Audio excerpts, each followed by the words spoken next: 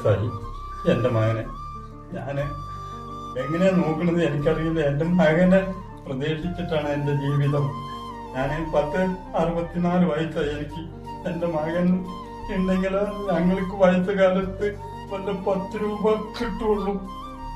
ഒരു വഴിയുമില്ലാതായി. എന്റെ മകനെ നിങ്ങളെല്ലാവരും കൂടി ഒന്ന് രക്ഷപ്പെടുത്തി തരണം. അപേക്ഷയാണ്. എന്റെ മകനെ ഒന്ന് രക്ഷപ്പെടുത്തി തരണം. ഞങ്ങൾക്ക് എന്റെ അപേക്ഷയാണ്, ഒരച്ഛന്റെ അപേക്ഷയാണ്. ഞങ്ങൾക്ക് വേറാരും ഒരു വഴിയില്ല. പെറ്റി ചേർക്കുമ്പോൾ എടുത്തിട്ടാണ് ഞാൻ എന്റെ മക്കളെ നോക്കിയത്.